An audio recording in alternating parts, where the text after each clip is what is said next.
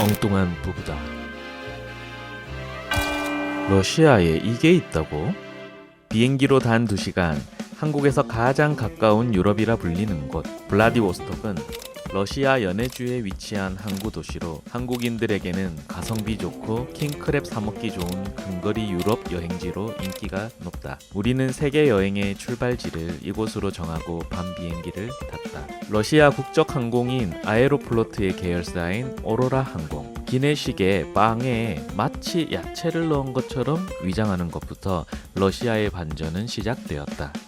이거는 러시아를 안 좋게 말하려고 폼 잡는 게 아니고 불공국의 무서움을 깨버린 귀염뽀짝한 반전을 전해주기 위한 일종의 조크다. 첫 번째 반전. 차갑다고 할 때는 언제고 러시아의 정을 느껴버렸다. 우리는 카우치 서핑이란 현지인이 여행자에게 숙박을 제공하며 교류하는 서비스를 이용해 첫날 밤을 보냈다. 한마디로 무료 에어비앤비라고 할 수 있지. 대신 호스트와 함께 문화 교류를 하면서 친구가 되는 그런 시스템이다.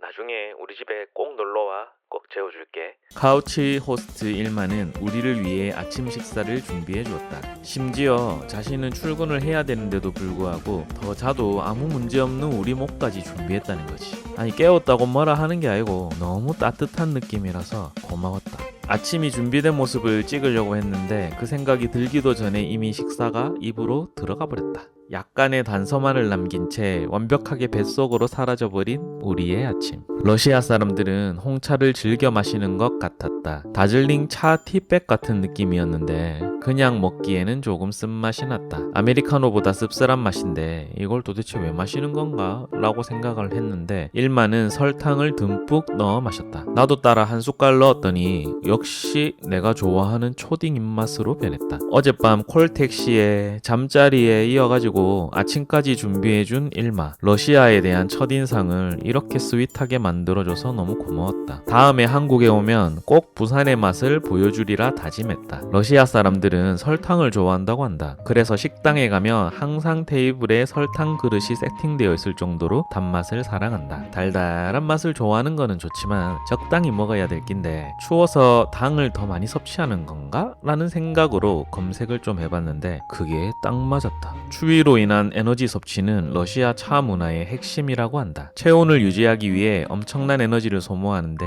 설탕은 혈당을 빠르게 올려 추위를 이기고 체온을 올리는 효율적인 연료라고 한다. 또 러시아어로 차를 마시다 라는 뜻의 차이피트라는 말이 있는데 차 한 잔을 홀짝이는 것이 아닌 차와 함께 온갖 먹거리를 즐기는 시간을 의미한다고 한다. 또 과거 러시아에서 설탕은 매우 귀한 사치품이었고 차에 설탕을 녹여 마시는 대신 설탕 덩어리를 입에다가 딱 물고 차를 마시는 부프리쿠스크라는 독특한 문화가 있었다고 한다. 설탕의 단맛을 최대한 오래 아껴 먹으려는 그런 지혜였다나?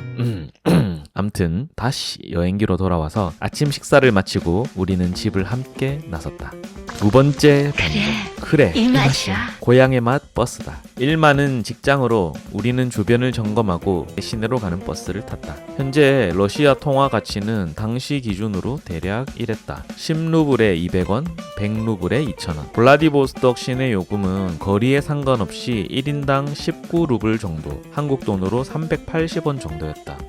우리나라 대중교통 요금의 4분의 1 정도 수준이니까 엄청나게 싸다고 할 수 있지. 단 환승 같은 거는 없었다. 그리고 또 하나 신기한 점은 앞으로 타는 게 아니라 뒤로 타서 앞으로 내린다는 것이고 요금 또한 탈 때가 아니라 내릴 때 내야 한다는 점이 아주 신기했다. 이 정도도 새롭고 신기하긴 하지만 러시아 버스가 준 완전한 반전이 있는데 바로 그 반전이란 우리가 한국에서 흔히 보던 장면과 비슷한 장면이긴 한데 노랑머리 빨강머리가 곳곳에 배치되어 있다 라는 것도 아니고 달리는 버스 창밖에 유럽풍의 경치가 시선을 끌고 있다 라는 것도 아니고 버스 안을 런웨이 걷듯 아내와 나의 탄성을 자아내게 하는 저 반전 몸매의 러시아 미녀들은 더더욱 아니며 우리가 내려서 갈 곳을 체크해주느라 구글맵을 살펴주는 일마의 천사표 미소도 아니다. 러시아 버스의 진정한 반전은 바로 이건데 손대지 마시오. 손대지 마시오. 처음에는 내가 뭘 잘못 봤는 줄 알았다. 손대지 마시오라니, 그것도 러시아에서. 눈치와 추리력이 빠른 분들은 이미 눈치채셨겠지만 러시아 시내를 다니는 상당수의 버스는 실제 한국에서 수입된 중고 버스들이라고 한다. 한 번씩 다이나믹 부산 차량도 보였다. 와, 국내에서 사용하던 안내문구와 표지판 등이 정리가 된 것도 있고 귀찮아서 그대로 달고 다니기도 하기 때문에 눈을 씻고 잘 찾아보면 국내에서 매일 타던 버스를 발견하게 될 수도 있다는 거지. 나는 다이나믹 부산 위에다가 A4 용지 같은 걸로 러시아 말로 노선을 적어놓은 버스도 봤다. 신선하고 정겨운 러시아의 반전, 고향의 맛 다시다가 아니라 고향의 맛 버스다. 러시아 버스 타는 꿀팁이 있는데 아는 척 한다고 내릴 때 삐 하고 눌리지 말기. 아무도 안 누른다는 것이죠. 여기는 버스가 모든 스테이션에 정차하는 시스템이다. 그래서 굳이 안 눌러도 된다. 일마와 헤어진 후 시내에 도착한 아내와 나는 가장 처음으로 유심 선불 카드를 사기로 했다. 블로그를 보면 블라디보스토크 공항에 있는 MTC라는 매장에 가면 살 수 있다고 하는데 우리는 어젯밤 너무 늦게 도착했고 이미 MTC는 문이 닫은 상태여서 사지 못했었다. 이곳은 블라디보스토크 시내 중심가라고 할 수 있는 혁명광장 맞은편에 위치한 대형 쇼핑센터 아니다. 세 번째 반전의 휴대폰 요금. 장안은 꽤 많은 손님이 붐비고 있었고 우리는 외국인이기 때문에 여권으로 ID 카드 대신 처리하고 뭐하고 하느라 시간이 좀 걸렸다. 여권은 항상 잘 소지하고 달라고 한다고 해서 아무 데서나 내밀지 말고 신중히 주고받아야 한다. Excuse me, hi, my name is Choi from South Korea and I want to buy prepaid USIM card. 아내는 내가 깜짝 놀랄 정도로 확신에 찬 영어로 직원에게 말을 건넸고 당황한 기색이 역력한 직원은 밖에 나온 3명이서 서로 미루다가 안 되니까 사무실 안에 있는 직원을 계속 데리고 나왔다가 바꿨다가 난리였다. 한마디로 러시아에서는 일본처럼 영어가 잘 통하지 않는 나라라고 할 수 있다. 유럽인 모스크바에 가까울수록 영어를 잘하는 사람은 점점 많아졌다. 그래도 급할 때 영어를 사용할 수 있는 방법은 20대 이하의 어린 여학생들에게 물어볼 경우 더듬더듬 영어를 알아듣고 응답해줄 확률이 높았다. 이 매장을 통틀어서 가장 신세대이고 영어를 잘하는 직원이 대표로 나왔다. 아마 끌려 나왔을 것 같다. 갤럭시 기어를 차고 있는 멋쟁이 러시아 청년인 이 친구는 우리도 사실은 영어를 잘 못한다는 사실을 모른 채 우리가 하는 말을 조금씩 알아듣고 업무를 진행한다는 그 자체에 큰 쾌감을 느끼는 듯 시종일관 설레어하며 내주었다. 오빠, 이 친구 되게 순수한 사람인가 봐. 내가 예스 하니까 자꾸 실실 웃는데 기분 좋은갑다.